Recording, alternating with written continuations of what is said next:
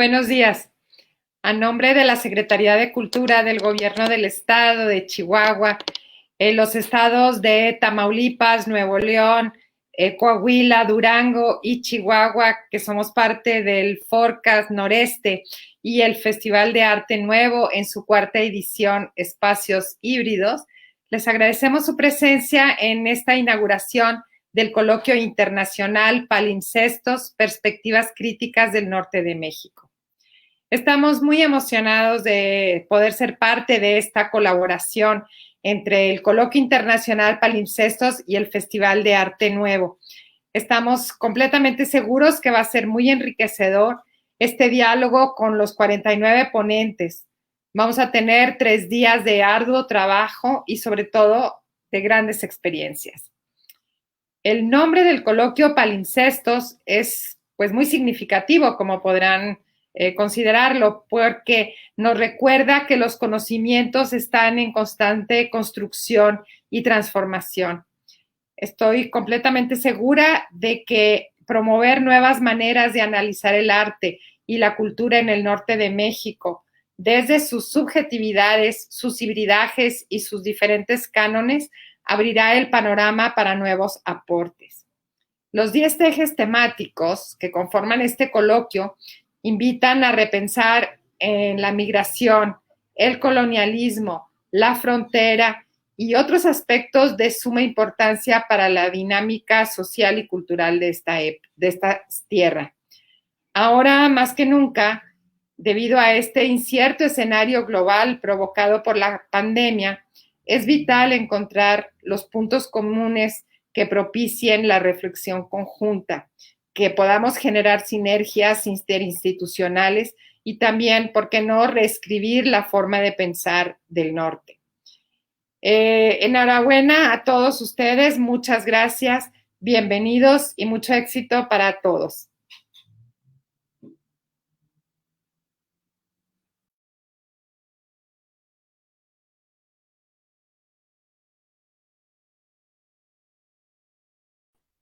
De cultura de nuestro estado de Chihuahua.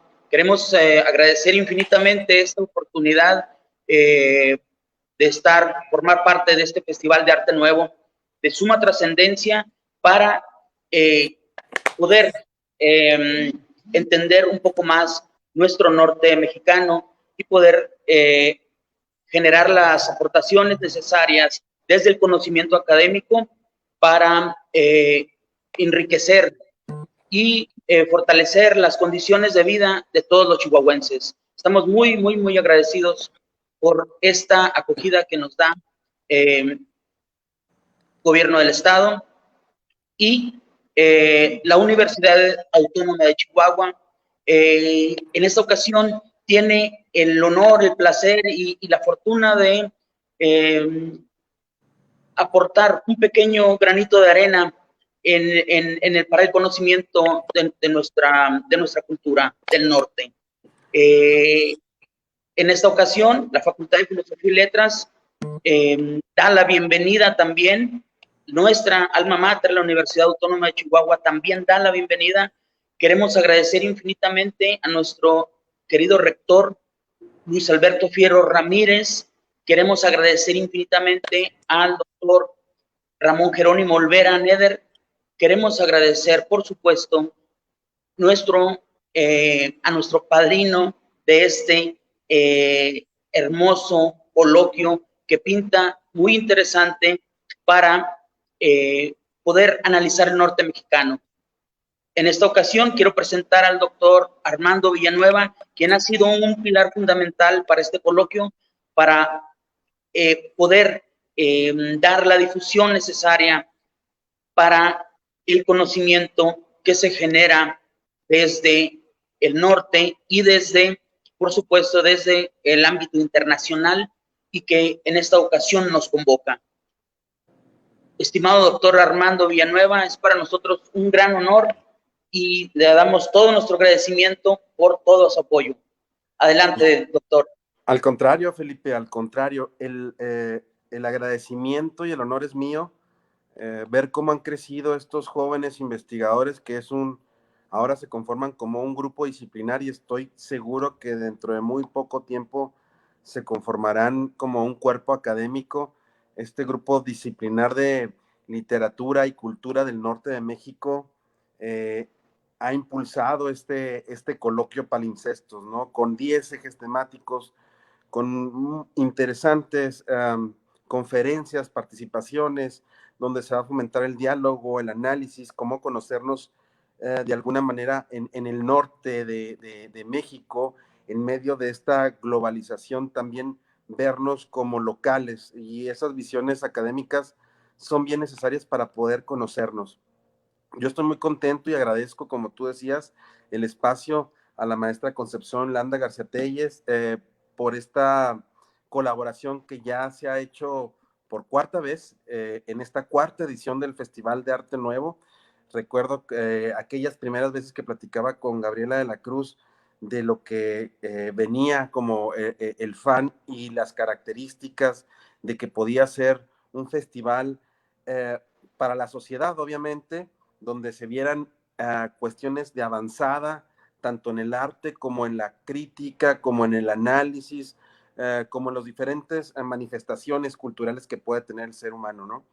Y platicando esto con Gabriela y con la maestra Landa, veíamos que el enfoque podía ser muy para los universitarios. Y así ha sido en estas 4 ediciones, se ha acogido por parte de la Universidad Autónoma de Chihuahua, con apoyo del rector, el maestro Luis Alberto Fierro, y hemos logrado grandes colaboraciones a lo largo de estos 4 años, y la pandemia no nos ha detenido. Inclusive se han hecho este tipo de coloquios internacionales que trae el grupo disciplinar Literatura, Cultura y Cultura del Norte de México. Entonces, enhorabuena para todos los organizadores, Felipe, Mónica, Vladimir, de verdad, estos investigadores de la Facultad de Filosofía y Letras están poniendo en alto lo que es la academia, lo que es la investigación, y dando nuevas formas y nuevos rumbos para poder generar estos vasos comunicantes que tanta falta nos hacen, estas carreteras de información para poder conocernos mejor a nosotros mismos como una sociedad. Felicidades a todas y a todos, y enhorabuena. Muchísimas gracias, doctor Armando Villanueva. Ahora nada más nos resta pedirle darnos la venia de la inauguración formal de este primer coloquio Palimpsestos, Perspectivas Críticas del Norte de México. Así es, pues siendo las 11 de la mañana con 9 minutos tiempo de Chihuahua, declaramos formalmente inaugurados los trabajos de este primer coloquio internacional Palimpsesto, Perspectivas Críticas del Norte de México. Enhorabuena, y estoy seguro que los trabajos. Muchísimas gracias, doctor Armando. Muchísimas gracias, Concepción Landa. Estamos muy agradecidos por el inicio de estas jornadas. Y a continuación, sin más preámbulos, y para seguir agradeciendo, pero ahora a partir de este obsequio generoso que a continuación nos va a presentar el doctor Rodrigo Pardo, a quien presento muy orgulloso y muy agradecido al doctor por entregarnos esta conferencia inaugural, donde el doctor en literatura comparada, profesor investigador de la Facultad de Letras de la Universidad Michoacana de San Nicolás de Hidalgo, es miembro del Sistema Nacional de Investigadores, representante del Cuerpo Académico 219, Estudios de Literatura, Arte y Cultura. Damos entonces la bienvenida y la palabra a nuestro querido doctor Rodrigo Pardo. Muchísimas gracias. Adelante, doctor. Muy buenos días, muchísimas gracias por la invitación. Con el gusto, por supuesto, de saludar a los amigos del Grupo de Investigación, Literatura y Cultura del Norte de México, Mónica, Felipe, Vladimir, y agradecer, por supuesto, la acogida y la buena disposición de la Secretaria de Cultura, la maestra Concepción Landa, y la bienvenida e inauguración del doctor Armando Villanueva Ledesma. Agradezco infinitamente la posibilidad de coincidir, agradezco la oportunidad de compartir este espacio y, por supuesto, también lamento que no podamos coincidir en otras circunstancias como ya lo hemos hecho. Mi experiencia en Chihuahua fue extraordinaria y confío en que pueda repetirse en tiempos próximos. Hoy voy a hablar de un tema que me parece relevante. Espero que me disculpen los compañeros y compañeras del norte de México, especialistas en literatura de esa zona, por atreverme desde este sur, incluso desfasado una hora de ustedes, me permitan hablar de textos del norte desde una perspectiva que me gustaría compartirles el día de hoy. Si fuera tan amable de la presentación.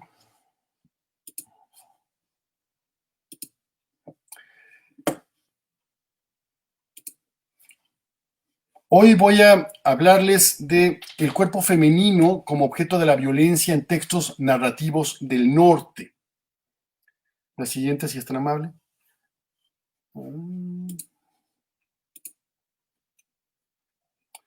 El objetivo de esta conferencia es explicitar y explicar los modos en los que ciertos textos ficcionales del norte de México relatan la violencia contra el sujeto cuerpo femenino. Con esto en mente, he hecho una selección de textos de escritoras y escritores de los estados del norte, la mayor parte de ellos fronterizos con Estados Unidos, de años recientes. He buscado dar especial énfasis a aquellos cuyas narrativas centran su atención en personajes femeninos. A partir de la definición de cuerpo sujeto y la violencia, he seleccionado fragmentos relativos a estos conceptos, he tratado de establecer coincidencias y divergencias, además de intentar explicar el sentido que cumplen estos fragmentos en los respectivos relatos donde se insertan y el cuestionamiento que se debe hacer sobre la escritura desde mi perspectiva, sobre la y las violencias. Este es mi objetivo primero, tratar de hablar de estos textos. Ahora les compartiré cuál es la selección que me he permitido hacer. Pero lo primero que nos quedaría es hablar del norte escrito. ¿Qué es el norte? ¿De qué estoy hablando cuando hablo del norte? Para los compañeros y compañeras de Chihuahua va a ser una obviedad y para todos aquellos que están participando en el festival probablemente. Pero yo creo que es necesario delimitarlo, establecerlo. Trataré de explicar de qué hablo cuando hablo de violencias, de qué tipos de violencia, dónde me inserto y por qué voy a dejar a propósito afuera otras violencias. Hablaré de los textos, hablaré del sujeto cuerpo y por supuesto trataré de hacer una lectura crítica de ellos. El primer paso, decía yo, es definir. El primer paso es definir qué entiendo por el norte, ¿no? Se trata entonces de explicitar y explicar los modos en los que fragmentos específicos de textos ficcionales del norte de México relatan la violencia contra el cuerpo sujeto femenino. Eso es lo que se supone que vamos a hacer el día de hoy. Pero decía yo, lo primero es el norte. ¿Qué es el norte? Pues un territorio escrito.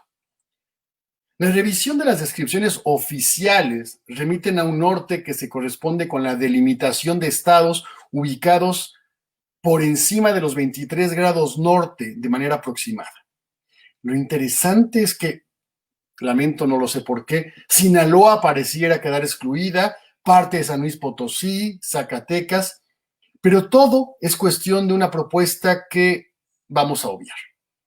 Prefiero considerar el norte mexicano como territorios distantes del centro, en el extremo opuesto, en términos mexicanos, de Centroamérica. Entonces, Cuando hablo del norte de México, de este territorio lejos de la capital Tenochca, aún antes de llegada de los europeos a América, un extenso territorio cruzado por Álvar Núñez Cabeza de Vaca, de este a oeste a lo largo de años, narrado en sus naufragios, a varias jornadas este norte, desde la Ciudad de México o la Ciudad de México de López de Santana, protagonista involuntario del Seductor de la Patria de Enrique Serna, un mundo, este norte, denostado, aunque después se arrepintiera de ello, por José Vasconcelos en la multicitada frase: donde termina el guiso y empieza la carne asada, comienza la barbarie, a pesar, digo, de José Vasconcelos y sus intentos de escribir y describir una raza cósmica en tierras mexicanas. Y yo diciendo esto de la barbarie, hablando de esos terrenos bárbaros, y extrañando la carne de Hermosillo, la comida de Chihuahua y, por supuesto, la compañía de los buenos amigos de esos terruños. Nuestro norte mexicano es una convención como cualquier otra. Colinda con el sur de Estados Unidos, ¿no? Nuestro norte es el sur, y su ubicación es una arbitrariedad como tantas otras de nuestro imaginario. Pero se ha establecido como una geografía delimitada entre la frontera, borde geopolítico, y el bajío, si me permiten la libertad, entre el Pacífico y el Golfo de México.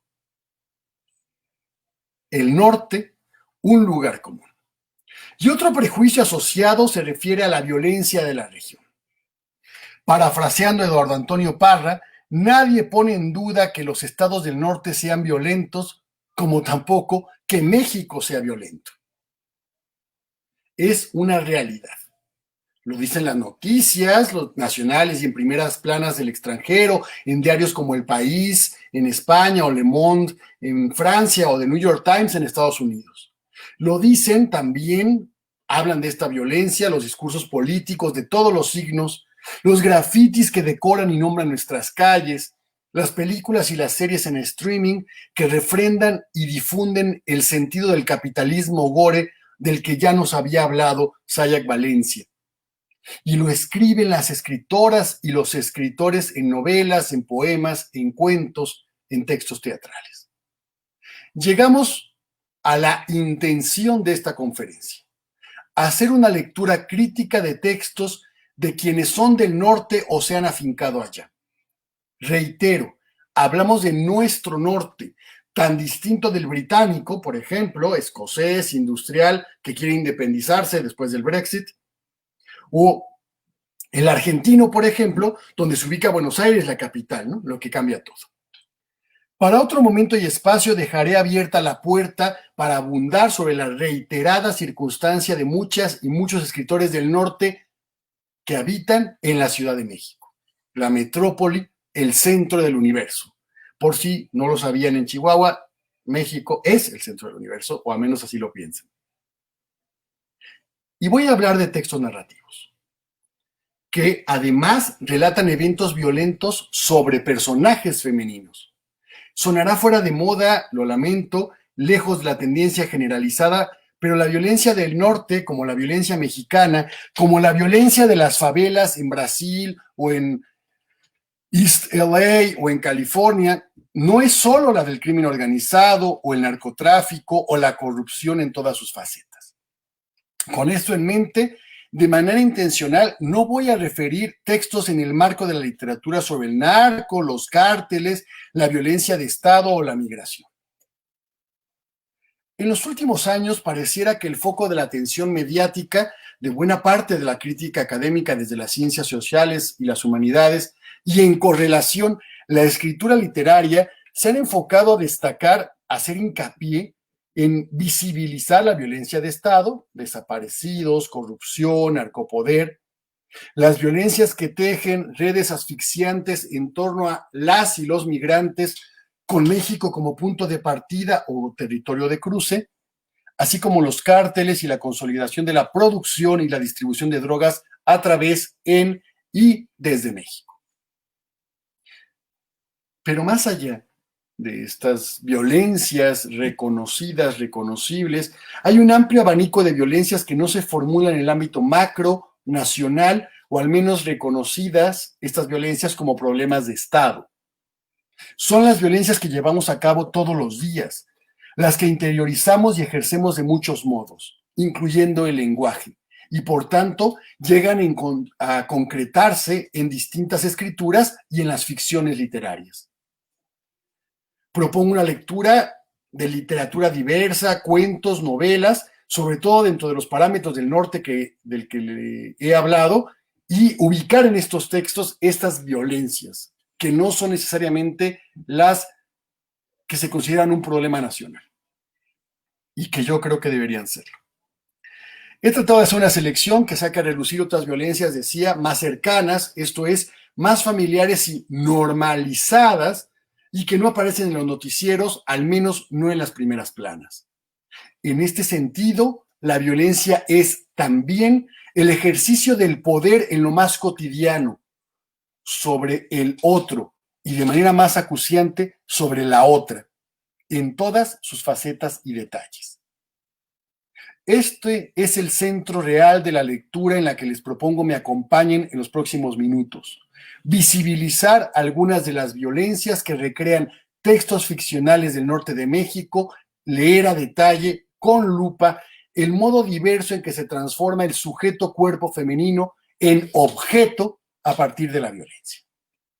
Vemos aquí en la diapositiva algunos datos, algunas cifras que nos indican mucha de esta violencia que no alcanzamos a ver. La seguridad física o la propiedad de la tierra, por poner dos ejemplos, nada más. La escritura literaria representa y reproduce, no de forma mimética, pero al menos con un efecto de realidad, es decir, parece que lo que estamos leyendo sí pasa en la realidad, porque lo vemos como muy similar, lo contrastamos y parece cierto. Decía yo que la escritura literaria representa prácticas de la violencia imbricadas en nuestro tejido social y los modos en los que tenemos de relacionarnos como seres humanos. Los fragmentos particulares de las ficciones del norte que vamos a revisar son solo ejemplos del modo en el que se hacen presentes los discursos y las prácticas extratextuales, el mundo fuera de los textos escritos.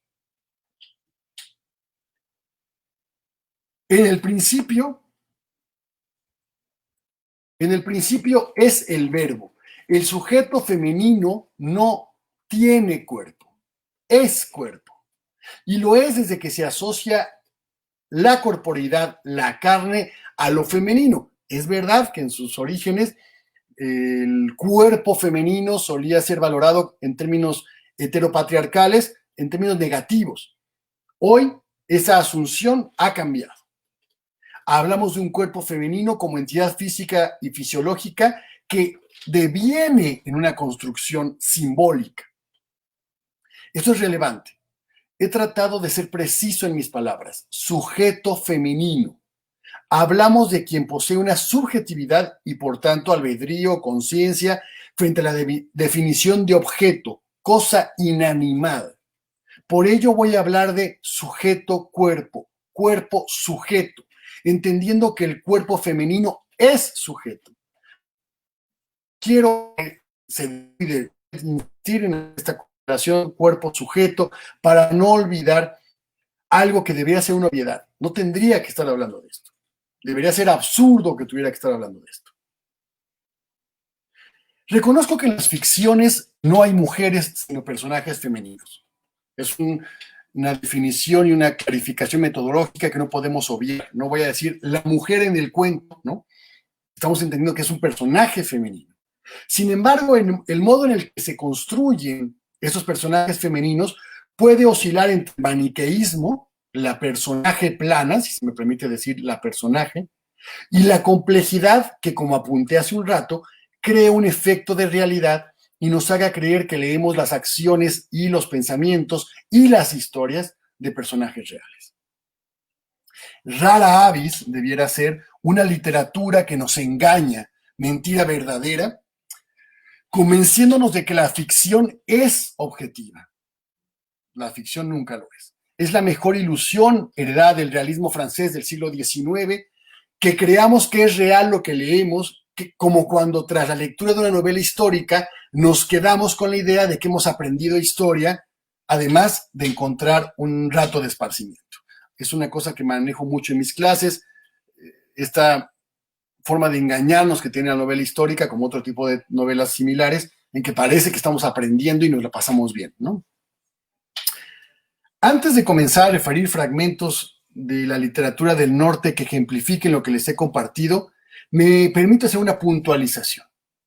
En varios de los ejemplos pareciera que se trata solo de recursos literarios, figuras retóricas, estrategias narrativas que parecieran apuntar un valor estético sin otro trasfondo.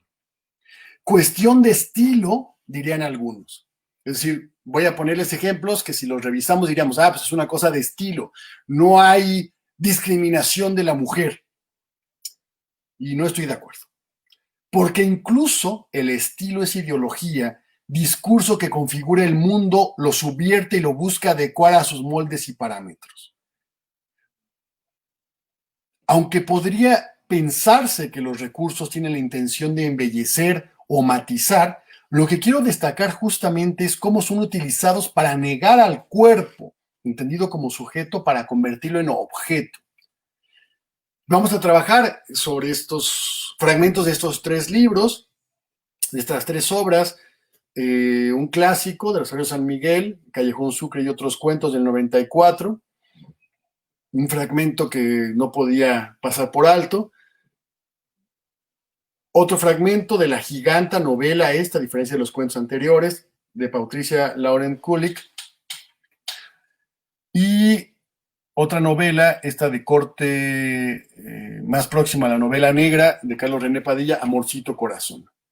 Como verán, son 3 estados del norte, Chihuahua, Tamaulipas, Sonora, representados, valga la expresión, en esta dimensión de lo que el norte es o puede ser. Volvamos a la idea, decía yo. Si aceptamos la idea de que el personaje femenino, al ser vulnerado por la violencia, se transforma en objeto, se estaría negando la idea de víctima al personaje, lo que llega a tener implicaciones que incluso cuestionan posturas filosóficas, políticas y legales con respecto a la práctica de la violencia, porque claro, si es un objeto, el objeto no puede ser víctima, ¿no? Solo un sujeto puede ser víctima. Bueno, me permito una digresión quizá para que sirva de ejemplo en este sentido. Cuando se llega a decir en muchos ámbitos, lo he escuchado en varios espacios académicos y no, se llega a decir que deberíamos volver a los principios clásicos de la democracia, la de la antigua Grecia, se entiende, y yo me pongo a temblar. La democracia helénica, no olvidemos, consideraba a las mujeres y a los esclavos como objetos que pertenecían a uno u otro hombre libre, claro. Hoy día la esclavitud está abolida, aunque persiste soterrada en muchas formas de explotación. Pero aunque el discurso políticamente correcto refiere a la equidad de los sujetos femenino y masculino, todos podemos apreciar que persiste la tendencia a la cosificación de la mujer, visible, por poner algunos ejemplos, en los múltiples techos de cristal, estos espacios de imposibilidad de pasar a cierto nivel en la academia, en el ámbito laboral, en el ámbito político. Persiste esta cosificación de la mujer en la economía que no reconoce su actividad fuera del ámbito profesional. Persiste la publicidad sexualizada, entre otros muchos espacios y prácticas. Dicho lo anterior, pasaremos a definir qué es sujeto-cuerpo. Decíamos, insisto, el sujeto no tiene cuerpo, es cuerpo. Y la corporeidad, la carne, es algo positivo, no negativo, sobre todo porque ya no lo disociamos de la parte mental, emocional, etc. El cuerpo no es una entidad separada, ¿no? Tener un cuerpo es como si tengo mi mente aquí y el cuerpo es una cosa distinta, no es así. Vamos a hablar, lo reitero, de cuerpo femenino como sujeto. Vamos al primer ejemplo, a comentarlo. Es una idea de una perspectiva en este fragmento de una mujer bidimensional. Es un fragmento de La otra habitación, segunda parte de Rosario San Miguel, de 1994. Lo voy a leer también, pero el fragmento lo pueden apreciar para ir dando seguimiento a lo que voy comentando, ¿no? En la narrativa seleccionada encontramos ejemplos de la descripción de personajes femeninos planos. En el cuento La otra habitación de la chihuahuense Rosario San Miguel, un anuncio, cito, luminoso, ostentaba esta leyenda al pie de una fotografía. Connie Vélez, la voz que enamora. Connie estaba sentada bajo la débil bombilla que iluminaba uno de los rincones del bar. Me agradó la claridad con que podría ver su perfil, el trazo definido de la nariz y la barbilla, el ángulo preciso de la mandíbula. De frente, Connie era otra. La palidez de su rostro y las cejas despobladas, en momentos, daban a su cara la impresión de ser un boceto hecho por un dibujante que solo le hubiera iluminado la boca. El personaje de Connie, este personaje referido, la imagen, por supuesto, no es Connie, es Billie Holiday. El personaje de Connie parece perder de manera escalonada su carácter corpóreo. Fotografía, voz, trazo, dibujo hecho por otro, de signo masculino, ya ni siquiera un hombre que la nombra, sino solo la dibuja.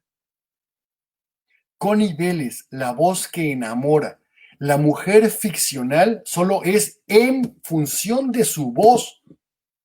Su cuerpo desaparece, su ser como sujeto desaparece. Pero hasta esta frase promocional, la voz que enamora, niega a la mujer. Ella no enamora. Es una parte que se expresa y manifiesta y seduce, pero no un cuerpo. Es solo un boceto y hecho por otro, como decíamos. Lo interesante es el modo en el que la definición de la personaje se construye desde un sesgo que cosifica a Connie y la distancia de nosotros en la lectura. Pero además, el personaje es despojado incluso de la opción de enamorar. No es la mujer la que enamora, es solo su voz, una sinécdoque que selecciona solo elementos que socialmente se asocian a lo femenino desde lo masculino. Detengámonos un momento en esto, en esta descripción que pareciera normal. La valoración positiva de su capacidad de canto, de las características más notorias de su rostro, desdeña el resto del cuerpo sujeto femenino. No se nos puede olvidar, esto que parece positivo, ahí le está alabando su voz o su boca, niega al resto. El ejemplo que siempre remito en clase es uno de los poemas de Neruda, ¿no? Eres la boina gris, o me gusta cuando callas porque estás como ausente. ¿Y dónde queda la mujer, no? Bueno, de este modo, su voluntad, la de Connie, el personaje femenino, su inteligencia, incluso otras características físicas o fisiológicas, son omitidas de manera intencional y lo que parece un reconocimiento de una virtud se transforma en la negación de todo aquello que no sea esos atributos de belleza femenina. Una voz que seduce, un rostro que enamora, lo que conduce al desvanecimiento del sujeto. Pero además, esa condición se seduce a, se enamora a, hacen que Connie personaje no sea, sino solo en función de lo masculino.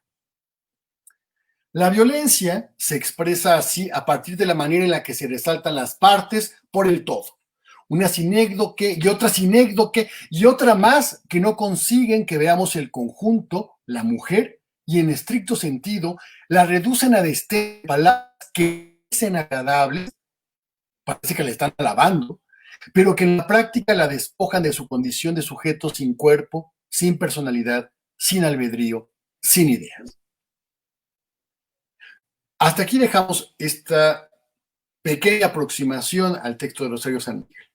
Y pasamos a el siguiente fragmento, que conduce a la idea de pasar de ser mujer a ser objeto sexual explotado.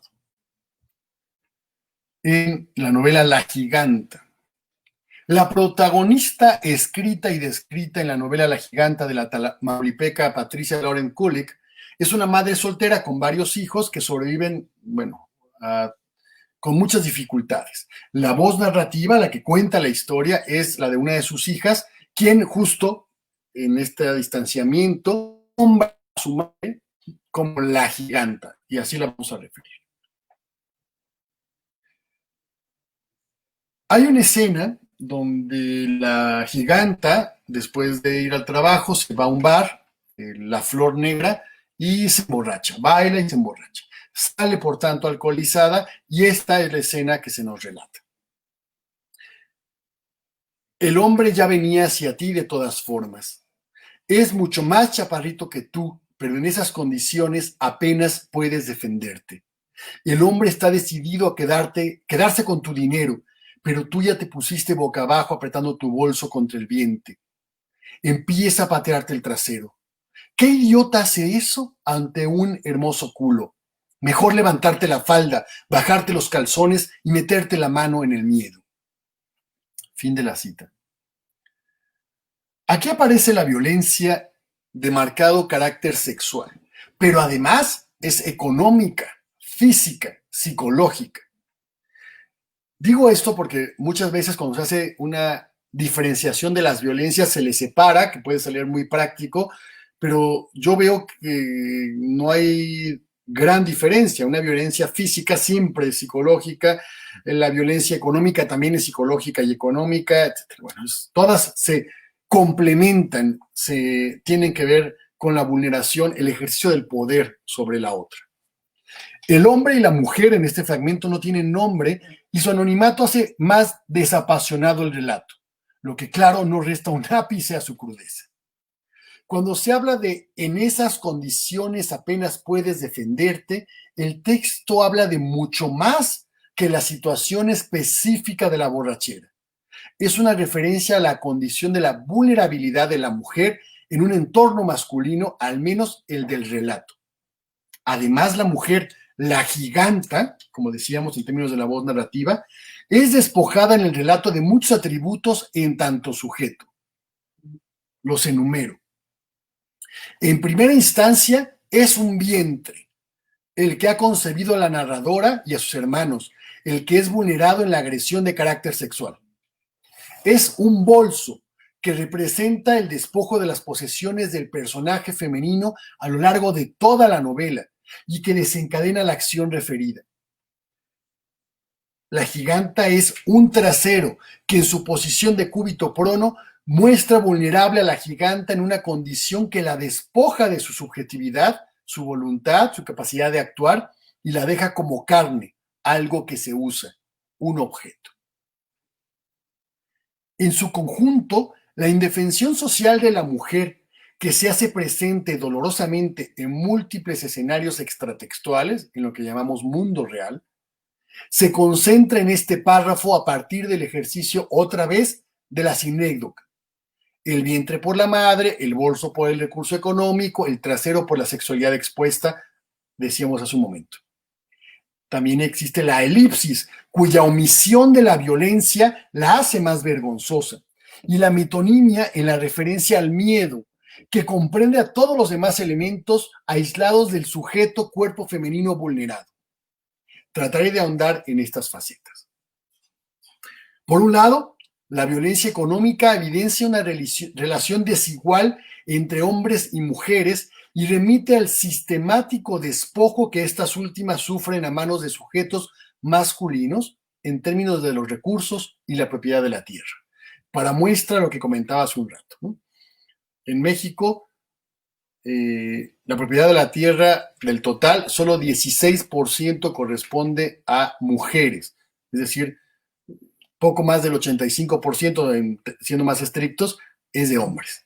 Ante este dato duro, esto que parece algo que está ahí además disponible fácilmente, es imposible seguir argumentando que la lucha por los derechos de las mujeres no vale la pena. Es ridículo decir que no tiene sentido la lucha por las mujeres o que ya hay igualdad. Este dato específico de la propiedad de la tierra trivializa todo lo demás, o pone en evidencia que todo lo demás vale la pena hacerlo.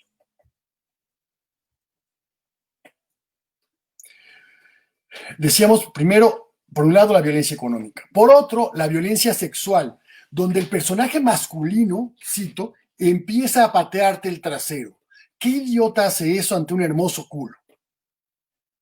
Fin de la cita.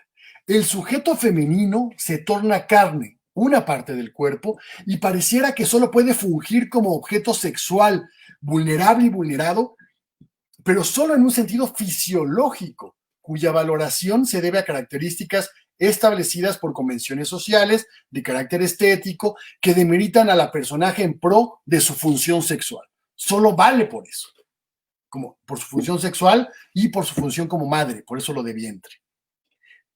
Sin embargo, después de toda esta dureza del fragmento donde se recoge tantas violencias distintas sobre el sujeto cuerpo femenino, hay un punto de esperanza en el fragmento de denuncia y puesta en relevancia de la situación de la figura masculina. Cito: es mucho más chaparrito que tú. Fin de la cita. El personaje agresor, a pesar de su capacidad de ejercer la violencia y causar daño, es un hombre disminuido por sus acciones, de manera similar al famoso hombre pequeñito de Alfonsín Storni. Claro, no basta este desprecio del agresor para evitar la violencia o subvertirla, pero apunta a una visión crítica de estas violencias masculinas en su carácter de bajeza, nunca mejor dicho. Pasamos al siguiente fragmento de la novela Amorcito Corazón de Carlos René Padilla. En la literatura como en la vida, parafraseando a Camilo José Cela, las violencias en el discurso no son exclusivas de las voces o los personajes masculinos. Hay un discurso desde lo femenino que cuestiona a otros personajes femeninos. Lo que sucede es que es difícil discernir lo masculino, en tanto carga ideológica que solemos asociar a ello, de la voz femenina, la que viene un personaje con este signo. Veamos un fragmento de la novela de Padilla. Se trata de la confesión de una asesina. Era una adúltera, viviendo en el pecado, metiéndose con Dios sabe quién. Ya estaba harta del desfile de hombres. Eso no está bien, por menos se va uno al infierno. Pero lo peor fue cuando se metió con ese artista. No aguanté más cuando lo vi llegar al edificio. Arranqué la foto de Laura de la pared, tomé el revólver de mi marido y la fui a buscar para exigirle que desalojara el departamento por las buenas o por las malas. Luego ella se tiró a la cama.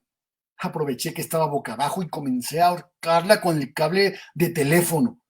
Sabía que con cada exhalación iba limpiando el pecado de esa mujer. Me metí al departamento, ahí seguía la adúltera en la misma posición. De manera similar a la primera cita referida del texto de Lauren Kulick,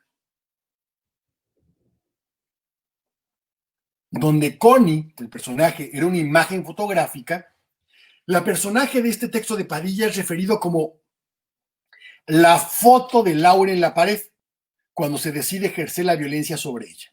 Esto implica, en el sentido que se ha referido en los ejemplos anteriores, convertir al sujeto cuerpo en una mera impresión, un retrato que no es la mujer.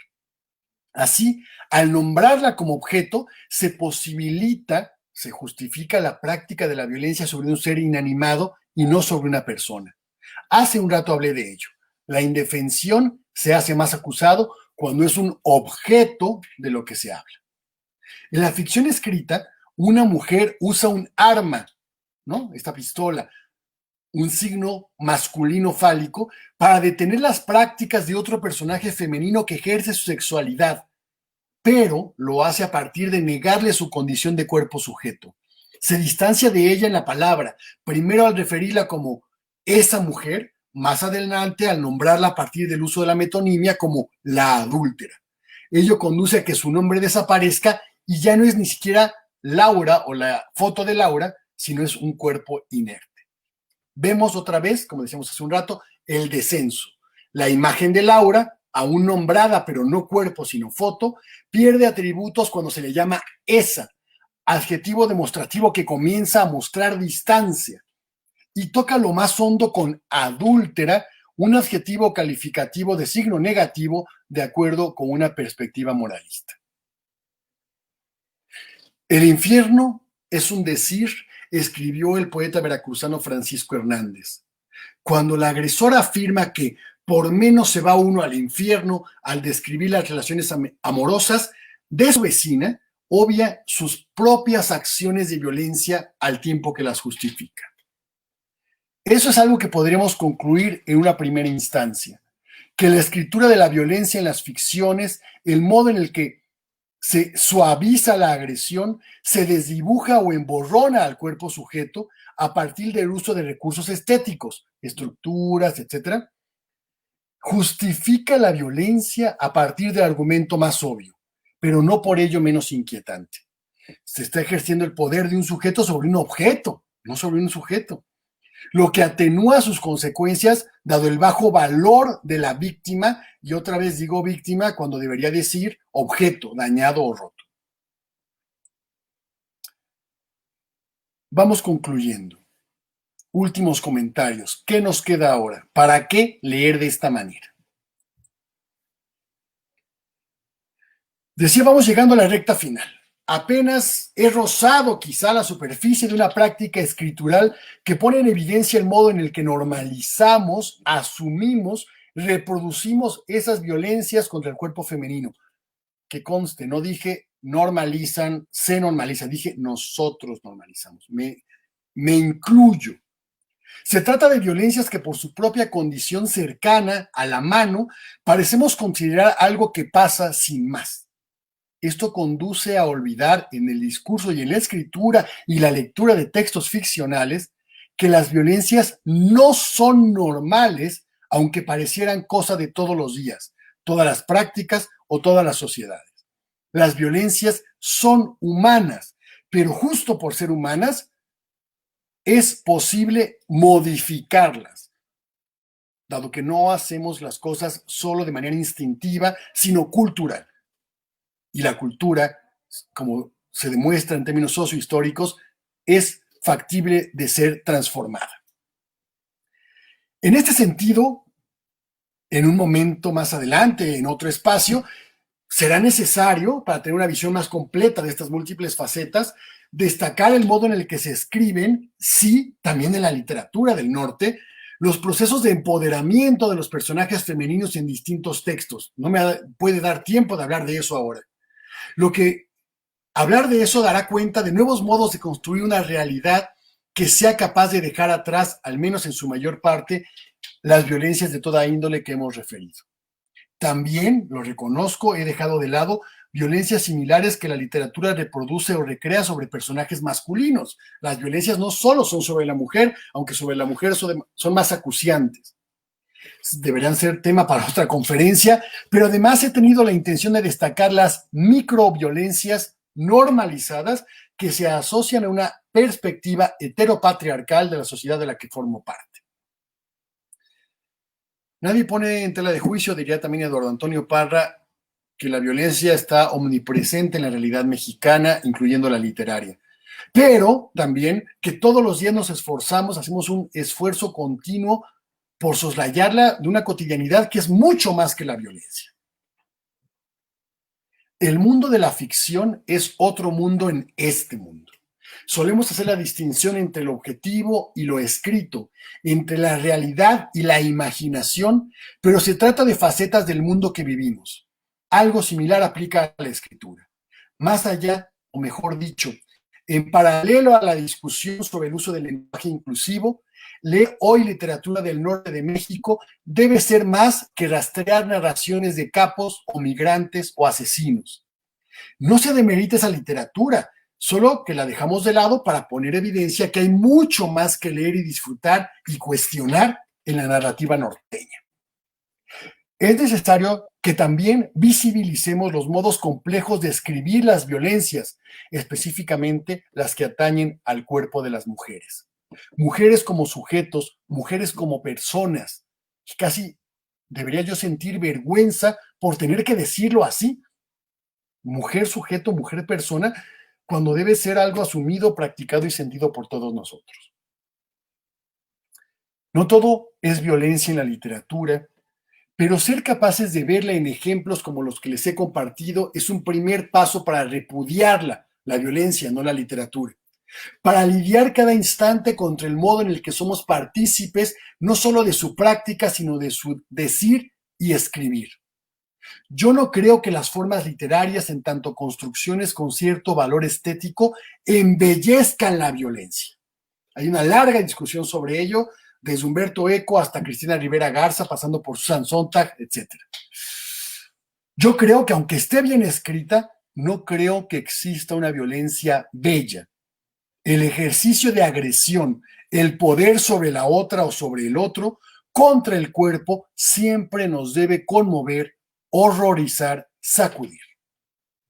Ficciones y realidades extratextuales comparten horizontes de sentido, ideología, elecciones identitarias y, al cabo, el conjunto de contradicciones que nos conforman como seres humanos en sociedad. De lo que se trata, lo que he tratado, es reconocer aquello que subyace en nuestros escritos, en nuestras palabras y en aquellas ficciones que leemos para ser capaces de subvertir la violencia hasta que deje de tener sentido. Muchas gracias.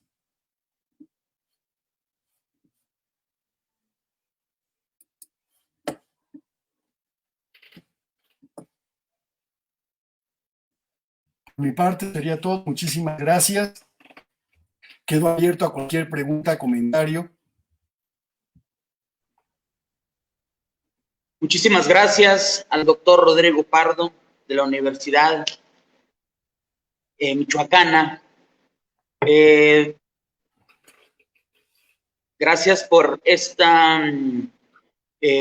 planteamiento fundamental donde la literatura, la realidad, las realidades, donde la literatura se conforma como una realidad, una faceta más, bien lo dijo el doctor Pardo, una faceta más de nuestra vida. El fundamento del cuerpo, que es la materia indispensable, conforma las subjetividades que nos enuncia, y esta invitación formidable a la lectura del cuerpo femenino, a esta lectura de la mujer, nos hace reflexionar profundamente acerca de estas construcciones que estamos habitando. Hay una pregunta por ahí de Futuro Moncada Forero. Adelante, doctor. Muchas gracias, Luis Felipe. ¿Cómo se interpretan estas violencias a luz del género? Es interesante la pregunta. No creo que todas las escritoras reproduzcan formas subversivas de ver la realidad. No creo que todas las escritoras tengan una visión que posicione o empodere a los personajes femeninos, por ejemplo. Sin embargo, dicho esto, más que el género de la autora o del autor, me interesa leer de qué modo construyen sus personajes y sus perspectivas narrativas. ¿Cómo digo esto? Es claro que muchas mujeres escritoras, sobre todo en épocas recientes, están haciendo propuestas subversivas, es decir, que buscan cuestionar un discurso heteropatriarcal del que formamos parte y que nos cruza, nos atraviesa, pero también es cierto que ha habido ejercicios de escritura por hombres y por mujeres, pero en este caso digo por hombres, donde han también cuestionado esto, pero claro, son ejercicios puntuales, igual que ha habido mujeres que refrendan los modelos heteropatriarcales, por supuesto. Yo recuerdo un autor que cité, referí tangencialmente en la conferencia, Camilo José Cela. Él era machista profundamente y la mayor parte de sus textos así lo manifestaban, además de su vida cotidiana. Pero tiene un poema extraordinario, María Sabina, que al contrario es un empoderamiento de la voz de la mujer. Pero eso no resta que el resto de sus obras sea profundamente machista y que reproduzca modelos. Lo mismo digo, hay varias mujeres que ahora mismo están escribiendo y han estado escribiendo siempre con visiones diferentes, que pueden ayudarnos a ver de otro modo la realidad, pero de lo que se trata es más bien, hay que leer los textos y si los textos nos dan esa visión, aprovecharlo.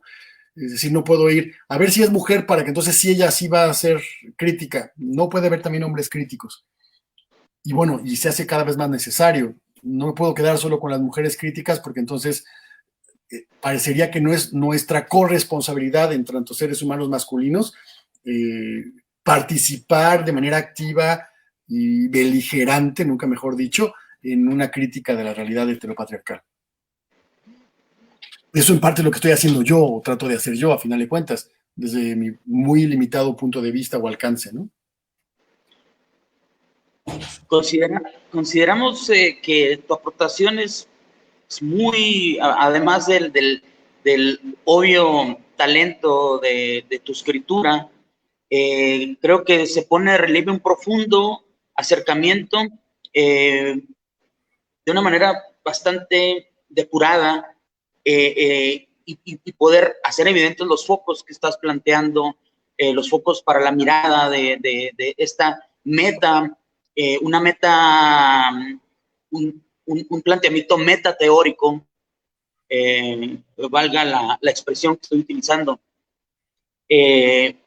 metateórico de los planteamientos, desde dónde miramos y desde dónde construimos precisamente esa subjetividad, esa corporeidad que se encuentra ahí y la manera en cómo se manifiesta.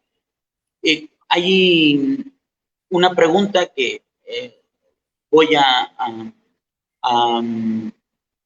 tomarme la libertad de hacerte, que es sobre el ethos, la construcción de este personaje en términos, vamos a ir un poquito atrás o un poquito a una revisión fundamental que es Aristóteles. Este ethos que se manifiesta en el transcurso literario, en la conformación de esta subjetividad, de este cuerpo, de estos cuerpos. El ethos haces una apreciación fundamental. Creo que de alguna manera eso le da toda la fuerza a esta ponencia que con maestría has presentado. El ethos femenino, el ethos mujer, el ethos cuerpo, cómo se puede modificar. Creo que lo has confirmado muy bien en tu ponencia, pero me gustaría que lo reiteraras un poco y lo extendieras un poquito más. Tal y como lo comentas, es un planteamiento que Aristóteles hace en relación a lo que conforma a los personajes, justamente, ¿no? A los personajes, eso que vemos en los personajes, ese ethos que los trasciende y que al final de cuentas expresa, aunque eso así justamente Aristóteles no lo mencionaba, expresa una condición sociohistórica particular. A mí me parece relevante rascarle, es decir, ¿no? Ahondar, ver las minucias en el lenguaje y en las expresiones narrativas. En este caso, yo trabajo fundamentalmente sobre textos narrativos, pocas veces lo he hecho sobre textos teatrales o poéticos.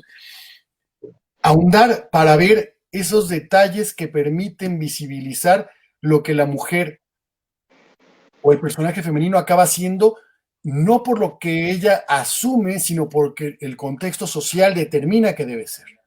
Eso es importante reconocerlo porque muy puntualmente en algunos textos la mujer se empodera. Yo, como lo dije al final, lo encontré al seguir leyendo cosas para esta conferencia, encontré varios momentos de empoderamiento de la mujer donde cambiaba justamente el ethos, pero cambia no solo porque cambie o no la perspectiva de la imposición de lo social sobre el personaje, sino porque el personaje se asume de otro modo.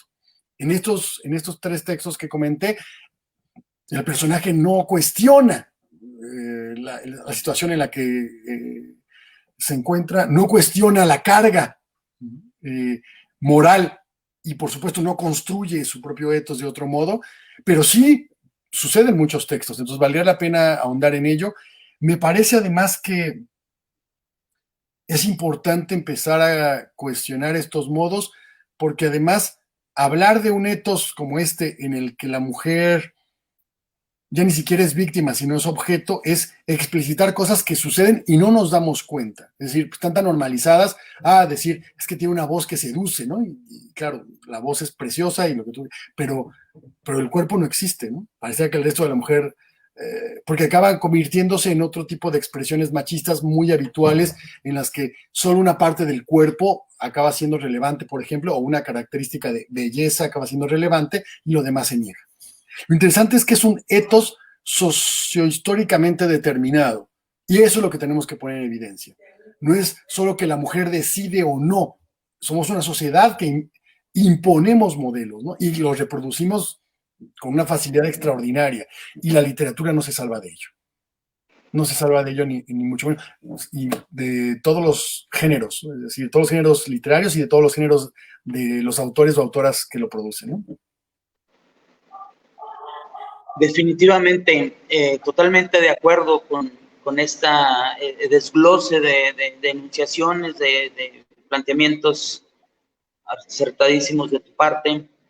Rodrigo Pardo, invitamos a nuestro público, a nuestros acompañantes que en ese día navegan con nosotros en esta virtualidad que ahora se muestra fascinante. Como ustedes pueden ver, pueden hacernos preguntas, hacer preguntas a nuestro conferencista inaugural. Adelante. Si hay alguna pregunta por ahí, estaremos muy contentos de escucharlos, de leerlos. Si no, creo que es desafortunado terminar nuestra primera jornada del primer coloquio internacional Literatura y Cultura del Norte de México, Palimpsestos, y agradecemos infinitamente que este tiempo haya sido tan grato, donde el tiempo termina. Muchísimas gracias, Rodrigo Pardo. Muchísimas gracias, María Concepción Landa. Muchísimas gracias, doctor Rodrigo Pardo, por esta deliciosa charla, esta deliciosa disertación con toda la profundidad que a la que nos llevaste. Muchas gracias por la invitación, por supuesto. Un abrazo para ti, para los otros colegas y para todos los compañeros de Chihuahua que hacen posible esto. Muchas gracias. Para cualquiera que quiera contactarme para una duda o un comentario sobre lo que he compartido, les recuerdo mi correo electrónico rodrigo.pardo@umich.mx. Ahí estaré al pendiente de cualquier comentario o duda y felicidades por este coloquio y con las dificultades que han enfrentado en estos tiempos, que estén llevándose a cabo. Es una estupenda noticia y de nueva cuenta me siento muy halagado por haber participado en esta conferencia. Muchas gracias, un saludo. Muchísimas gracias Facebook, muchísimas gracias WhatsApp, muchísimas gracias StreamYard, muchísimas gracias Festival de Arte Nuevo. Continuamos con nuestra segunda jornada en breve.